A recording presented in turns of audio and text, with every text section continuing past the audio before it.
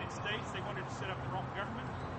So we call it the Civil War. We have to, but it's really not the proper term. Here's what these men did, what all your ancestors did. They were outnumbered 4-1. And they fought for 4 years, actually won most of the engagements, if you look at engagement by engagement. In many battles, they were outnumbered sometimes 6-1 and still came out ahead on the battles. While these men were off fighting, the real strength of the Confederacy in the South, the women and the children were staying home, taking care of the farms. The women, if they had not worked before, learned more.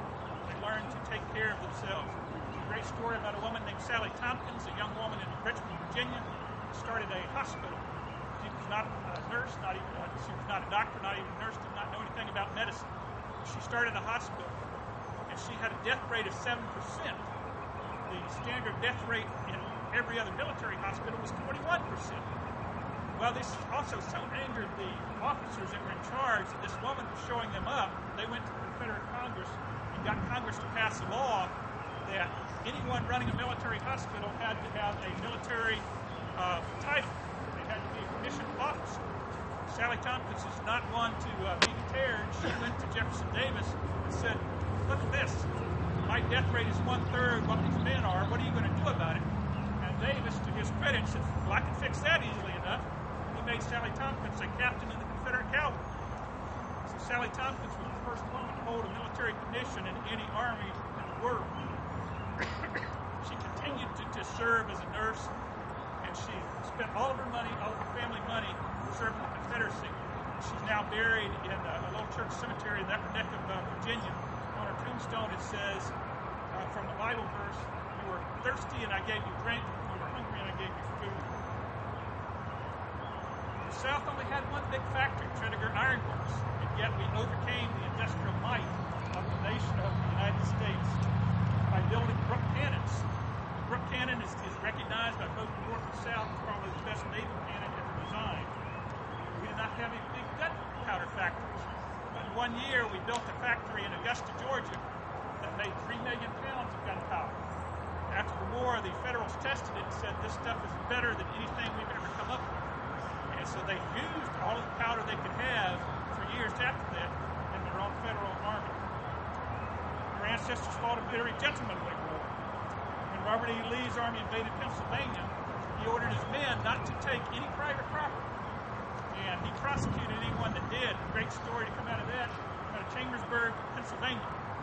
Some of his men, right before Battle of Gettysburg, had broken into a hat store and taken some hats from a hat owner. This man went to General Lee and said, your men have stolen my hats. Lee got off of his horse, walked down the lines of his men with the hat store owner saying, identify your hats. When he saw a hat that he didn't recognize, apparently a new hat, he took it off that soldier's head and gave it back to the hat store owner. Contrast that with what happened in Winton, North Carolina, which was burned to the ground in the spring of 1862. What happened in the Shenandoah Valley in the summer of 1864. What happened to Atlanta in the summer of 1864. What happened in Charleston, South Carolina over 2 years. The civilian population was targeted by cannons. And then what happened in Columbia, South Carolina, February 1865, when virtually the entire city was burned down. The North did not try and take into account protecting the civilians in the South. The South lost more than a quarter of all of the men who put on the uniform. In North Carolina, we lost 1/3. I'm pretty sure that the North Carolinians, by pure numbers, lost more than any other Confederate state, and I think by percentages we lost more than any other state. The men, think of what would have happened if the men who were alive in 1861 were alive in 1865, and how we might have built up the nation. When the Robert E. Lee and the other generals stopped the war in the spring of 1865, the South put down its arms. We could have fought a guerrilla war for decades. The South said no, following the lead of Robert E. Lee. We did not want to do that. We had lost honorably.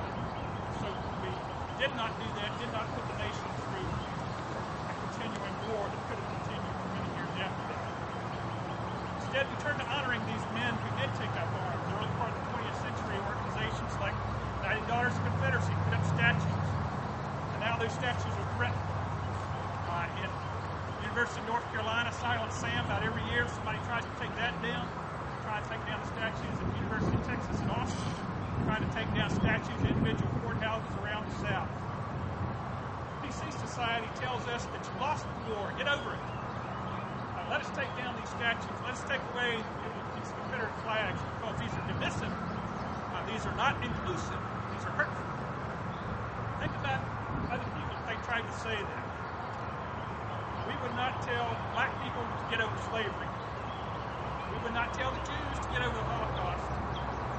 We would not tell the Mexicans to get over the fact they lost the Mexican War. We would not tell the American Indians to get over the destruction of their culture at the hands of the federal government. Yet, the PC Society tells us it's all right for us to get over the war.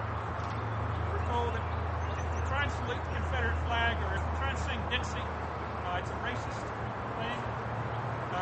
Last week in Jacksonville, a black councilwoman went out and had Confederate Memorial Day down in Jacksonville, Florida, and she sang Dixie and saluted the Confederate flag. She said, these people were Americans.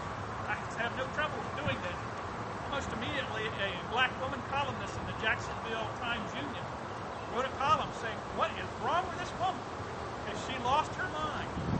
You can still see this article online if you look for it.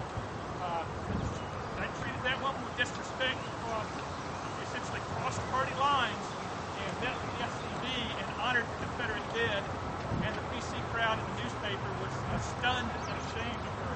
They'll probably try and get her voted out of office.